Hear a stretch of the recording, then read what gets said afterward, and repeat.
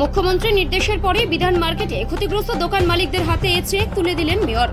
গত শনিবার সকালে বিধান মার্কেট অগ্নিকাণ্ডের কবলে পড়ে। ওই অগ্নিকাণ্ডের ফলে 23টি দোকান ক্ষতিগ্রস্ত হয়। এরপরে রবিবার উত্তরবঙ্গ সফরে শিলিগুড়িতে এসে মুখ্যমন্ত্রী মমতা বন্দ্যোপাধ্যায় ঘোষণা করেন সকল ক্ষতিগ্রস্ত দোকান মালিকদের অর্থ সহযোগিতা করা হবে। সেই মতে এদিন শিলিগুড়ি পুর নিগমের সভাকক্ষে বিধান মার্কেটের ক্ষতিগ্রস্ত দোকান মালিকদের হাতে চেক তুলে দেন মেয়র গৌতম দেব সহ পুর কমিশনার সচিব, মেয়র পরিষদ, বড় চেয়ারম্যান, কাউন্সিলররা। মোট 23টি দোকান মালিকের হাতে 9 জনকে 1 লক্ষ এবং বাকি 14 জনকে 50,000 টাকার চেক তুলে দেওয়া হয়।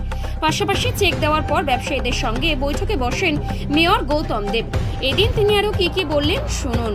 বলার নেই, আপনারা জানেন যে মাননীয় মুখ্যমন্ত্রী উনি অতি সম্প্রতি শিলিগুড়ি এসেছিলেন। তার আগের দিন এই ঘটনা ঘটে, ওনাকে আমরা বিস্তারিত জানাই। উনি প্রশাসনিক স্তর থেকে রিপোর্ট পান এবং তারপর যে সিদ্ধান্ত হয়েছিল উনি একটা রেসপন্সিবিলিটি আমাকে দিয়েছিলেন যে বিষয়টা একটু দেখতে। ডিস্ট্রিক্ট অ্যাডমিনিস্ট্রেশন এসএডিএ তাদের নিয়ে আমরা দেখেছি এবং disaster management government of West Bengal অত্যন্ত তৎপরতার সাথে একদিনের মধ্যে তারা চেকগুলো রেডি করেছেন, যেগুলো একটু বেশি ম্যাক্সিমাম মেজর ড্যামেজ হয়েছে তাদের জন্য 1 লক্ষ টাকা পার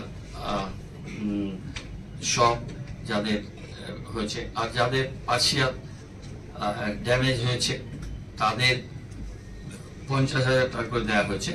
পুরসভাকে বলা হয়েছে এসডিএর সাথে কোঅর্ডিনেশন করে যেগুলো ড্যামেজ হয়েছে যতটা সম্ভব এটাকে নির্মাণ করে দেওয়ার জন্য। আমি আপনাদের রিকোয়েস্ট করবো আপনারা চেক নিয়ে চলে যাবেন না। চেকটা নেওয়ার পরে আমরা এখানে বসে এই আমাদের অ্যাসিস্ট্যান্ট ইঞ্জিনিয়ারকে আমি পাঠিয়েছিলাম কালকে 11টার সময়। অ্যাসিস্ট্যান্ট ইঞ্জিনিয়ার গেছিল, এসডিডি এর ইঞ্জিনিয়াররাও ছিল। একটু বিজিতকে ডেকে নিন।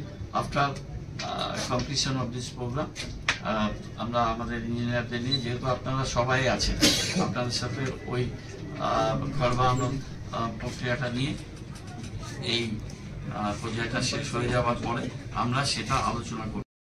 আমি খুব চাপের মধ্যে ছিলাম, ফিনান্সিয়ালি আমি খুব সেই হিসাবে 1 লাখ টাকা পাওয়া আমার কাছে মানে স্বল্প পাওয়ার মতো।